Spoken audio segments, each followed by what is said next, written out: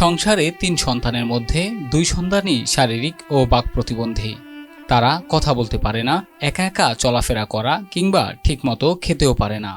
এমন ২ সন্তানকে লালন পালন করতে গিয়ে প্রতিনিয়ত যুদ্ধ করতে হচ্ছে আব্দুস সালাম ও আয়েশা খাতুন দম্পতিকে। আমার দুটো ছেলে প্রতিবন্ধী, এই ছেলেদের দুটো নিয়ে আমি খুব ব্যতিব্যস্ত। ছোটকালে বহু টাকা পয়সা ধ্বংস করছি। নদী ভাঙনে ভিটেমাটি হারানো এই অসহায় দম্পতি আশ্রয় নিয়েছেন বোন জামাইয়ের ভিটেতে। স্বামী স্ত্রী দুজনই কাজ করে কোনো মতে চালাচ্ছেন সংসার। তবে একসঙ্গে দুজন কাজে যেতে পারেন না। অসুস্থ সন্তানদের রাখতে হয় পাহারায়। বাড়ির তো কিচ্ছু নাই, মাটির মাটির থাকে। এখন সারা দুইটা তো নাই বেড়ে গেছে, কাইন দেখে কাইন শোনে। দুইটা বেটা দুটাই পাগল। এখন যে করি খোয়াইবি ইয়ের মতন আর পথ নাই। এখন মনে করেন নদী ভাঙিয়ে আসি মাইসের মাটিতে মনে করেন বসবাস করবেন না। সে পাগলে বিয়ে না বেড়ে যায়, সন্ধ্যা হইলে বাড়ি এসে।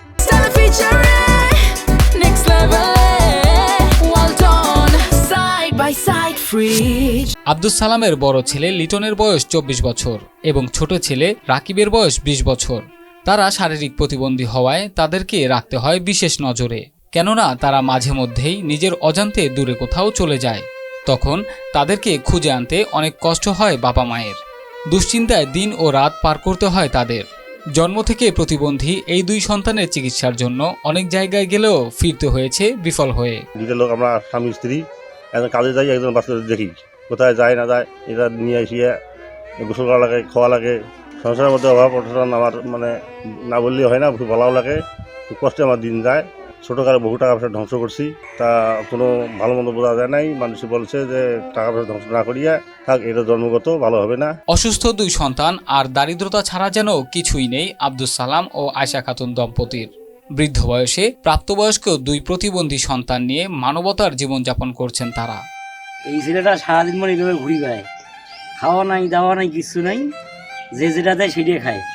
এরা দুই ভাই একে পাগল, কারো কোনো জিনিস বলায়ও না, মানে এইভাবে চলে আর কি। তাই যেটা দেয় সেটাই খায় আর থাকে। ওটিও থাকবে দেয় না। বাচ্চা দুইটা তামানখানে পায়খানা প্রস্রাব করে এলে মানুষের সহ্য করতে পারে না। যে জায়গা দিচ্ছে সে মারধর করে অনেক, থাকবে দেয় না ওখানে। বাচ্চা দুইটা নিয়ে কই যাইবে, নিম্ব চেয়ারম্যানও কিছু সাহায্য দেয় না। বয়স বেড়েছে আব্দুস সালাম ও আয়েশা খাতুনের, আগের মতো কাজও করতে পারেন না। প্রতিবন্ধী ২ সন্তান নিয়ে জীবন আরও কঠিন হয়ে পড়েছে। এমন পরিস্থিতিতে সরকার ও সমাজের বিত্তবানরা অসহায় এই পরিবারের পাশে দাঁড়াবে, এমনটাই আশা প্রতিবেশীদের। রাসেল হোসাইন, মাই টিভি।